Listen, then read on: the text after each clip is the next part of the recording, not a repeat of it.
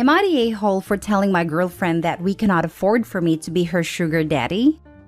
My male 27, girlfriend 23 is absolutely beautiful. And most of her friends are also physically attractive women as well, and they like to party with rich men they meet. My girlfriend and I have been together for a couple of years. I make a decent living, but I'm not NBA rich. I don't have a trust fund. I'm not a tech millionaire. I just make a very good salary and bonuses, enough to have paid for a good portion of my house and to have graduated without debt.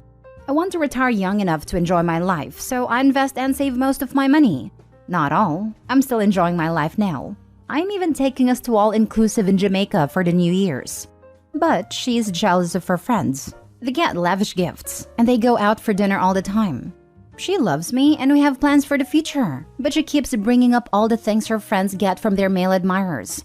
I finally snapped and said that I could not afford to be a sugar daddy. She said her friends aren't like that, so I pointed out that they literally do not make enough money to support the lifestyle they have. I pointed out that one of them drives a $1,000 Lexus, and she works part-time at a restaurant as a hostess. She says that I'm calling her friends workers, which I would not do, and judging them.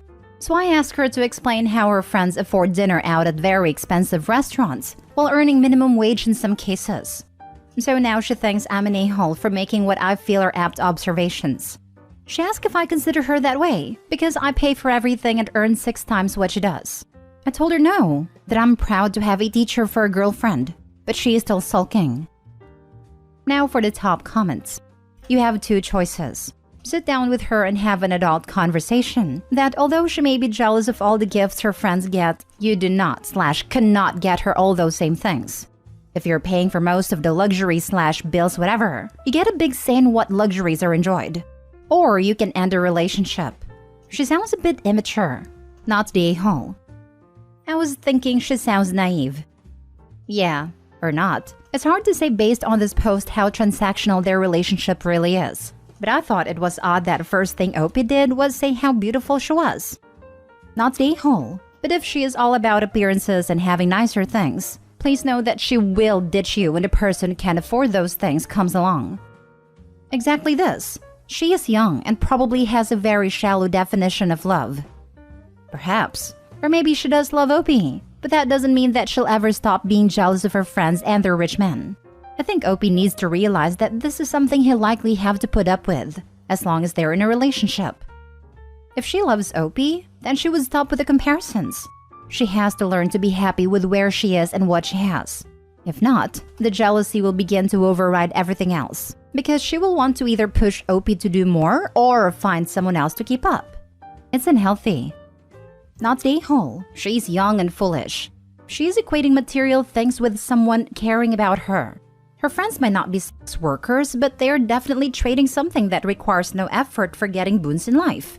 They are what the nice guys and incels always complain about. They are who give the rest of us a bad name. I have no sympathy for them at all. Their looks will fade, and if they don't have an education or career, their 100K Lexus as sugar daddy present days will be a thing of the past. Your girlfriend needs to grow up.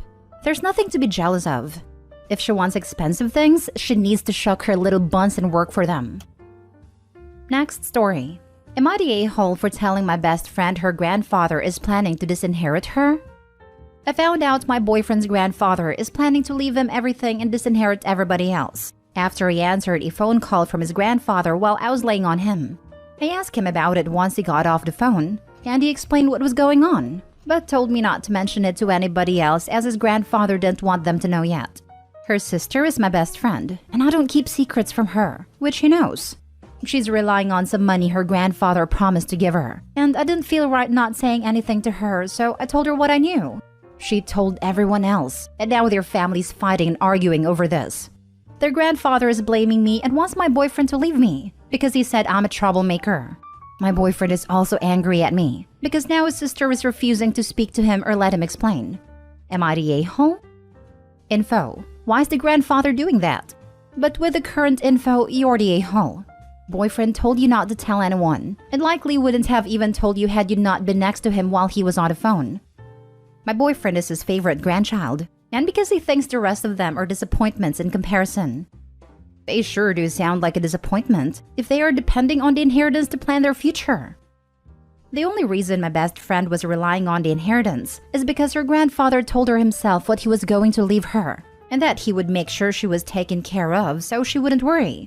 Now that she knows it was a lie, she's making different choices to make sure she'll be okay without his help. You're the a-hole. Don't insert yourself into other people's business. Don't lie and pretend you won't say anything when you were planning on saying something. Your boyfriend should leave you. You chose your best friend over your boyfriend, OP. Your choice to make. But if I were the boyfriend, I'd probably leave you over it, knowing I'd always be second priority to my sister. I get why you did it. Just laying out the implication here for you. Hopefully this isn't a very serious relationship. You're the a-hole. You were told by someone you presumably love and respect to keep a secret and just cause trouble.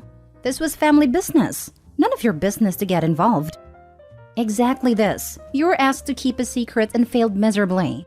You have now caused unnecessary family drama. But more than that, trust is the foundation of a good relationship. And now you have shattered it by blabbing news that was not yours to share. You know the saying, when a person shows you who they are, believe them. You have shown your character or lack thereof, and your boyfriend and his grandfather are left to believe you. Next story. Am I the a-hole for not taking the option of working from home? I work for a tech company while my husband is an aspiring author. He has had some success, and we hope for more in the future. When I got pregnant, I negotiated a full year of maternity leave with my employer. I would not lose seniority or miss out of certain aspects of profit sharing. I'm sorry for being vague, but I know many of our employees are in Reddit, so I'm going to fudge some information. In return for the accommodation I made with my employer, I got a month of completely uninterrupted time with my new baby. Then I started taking on tasks from home on my own schedule. On average, it was 15 hours or so a week. My husband writes at home, so we decided that he would be the stay-at-home parent. And when I was working, he would care for our baby. It was a pretty good arrangement, I thought. And it was for about a month. Then he would start ignoring the baby crying or claiming that the baby wanted me. That sort of thing. It started to interfere with my deal with my boss. I told him in no uncertain terms that if he kept interrupting me while I was working, I would hire a nanny for help, but take the funds out of our fund budget. The budget that pays for dinners out, vacations, and hobbies. He got a point, and I got my 1 to 2 hours of uninterrupted time every day. Until recently. It is almost time for me to return to work full-time. Once again, my employer was very accommodating. They were very impressed with my ability to contribute meaningfully to my group during my maternity leave. So, they offered me a choice of work from home, work in the office, or a hybrid schedule. I discussed it with my husband, and he said that I should choose to work from home so I could help more with the baby. I chose to return to the office instead. I have access to a private room and a freezer so I can store milk. I am able to interact with my team, and I enjoy the environment. My husband is saying that I'm being cruel and that my baby needs me. I said I would work from home if he got a job to pay for the nanny so it didn't affect our budget. He said it didn't make sense. I almost said no, Sherlock. He wants me to be the main breadwinner while he tries to get published. He wants to enjoy life in an expensive city, and he wants to stay home to write. Some of these desires are mutually exclusive, without him stepping up and giving me time and space to earn a living. We just saw his family for Thanksgiving, and he was complaining to his mom about me choosing to leave him at home with a baby and returning to work. She started in on me for my choice. I was embarrassed, until his dad spoke up and reminded her that when my husband was born, she was a stay-at-home mom and housewife. He said that was what my husband signed up for if he didn't want a job. It just became a big argument. Now we are home and I feel bad, and he says that he feels emasculated. So we are arguing. I feel like an a-hole abandoning him and our baby. And his mom thinks I am. Edit. When I say he has had success, I mean it. He wrote a novel that he self-published. It was optioned for a movie. It was a lot of money to us at a time. But after the agent and lawyers took their shares, there was a lot less. And the movie never got made. So there was no more money or publicity for his writing there. Now for the top comments. Not the a-hole. You have given him options. He is the one making it difficult for you to continue funding your home. I have tried explaining that to him. My feeling is that if he'd like to be part of a household in which he contributes nothing of value, he can move back in with his folks. The important part is, tries to get published. I have a friend who is a writer and it is her job, yet she has to take care of the kids while her husband works in an office. It's a lot, and she struggles to make deadlines because kids.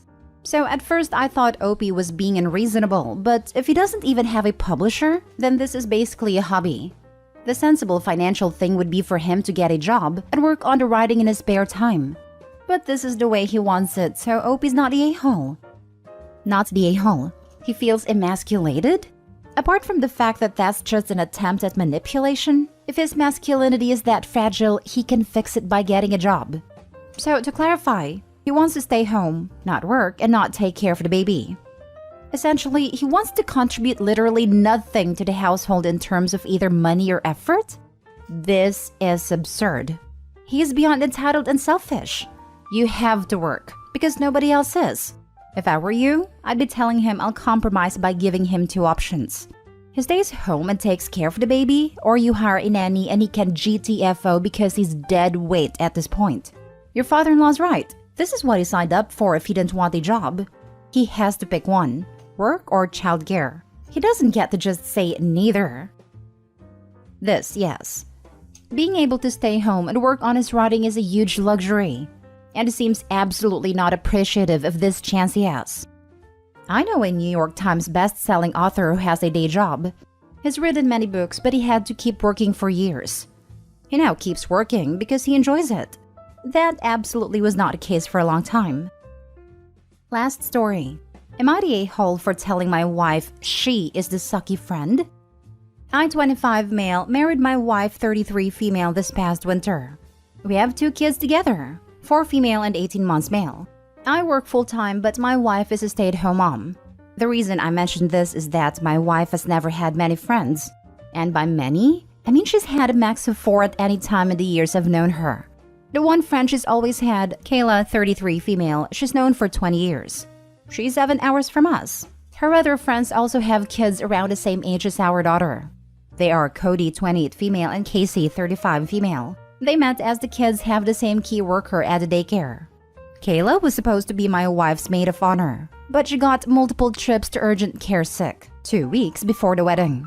Eventually, we said it was best if Kayla skipped it. My wife was gutted not to have her best friend there, but had Cody step in. A couple of days ago, I heard my wife talking to Cody and Casey about how she hadn't heard from Kayla in months and Kayla doesn't check in. They were trashing her and talking about how when they all met up with her for my wife's dough show, like a Bucks night for women, and Kayla at my wife's hometown, Kayla had been boring, awkward, and a downer the whole time. They pointed out that Kayla was a sucky, self-interested piece of suck who didn't understand how hard it was to be a mother, and they'd all needed that night because she doesn't have kids yet, and that my wife was right to cut her the duck out when she didn't show to the wedding or apologize. I waited for Casey and Cody to leave before asking my wife what the heck she meant. My wife's response was to say that it was just girl talk, and that Cody was right anyway about everything she'd said. I was very quick to point out that before the others, Kayla was the only friend my wife had. She bent over backwards for my wife and my daughter, and would even drop whatever she was doing to drive down in a babysitting emergency or if she just had time. I reminded her that it wasn't practical for Kayla to take off work and drive 6+ hours for silly wedding tasks, and that she probably felt completely alienated in her own home in my wife's dough show because I know for a fact that the only thing my wife, Casey, and Cody have in common is their kids, so it wouldn't surprise me if that was all they talked about. She desperately wants to be liked by Casey and Cody just to have people around her, so I get it. I finished by pointing out how messed up it was for my wife to agree that Kayla doesn't understand because she's not a mother, when she was there through Kayla losing 3 babies, and told her that it's her own fault that Kayla doesn't want anything to do with her anymore because she is the sucky, self-centered friend, not Kayla. My wife didn't respond.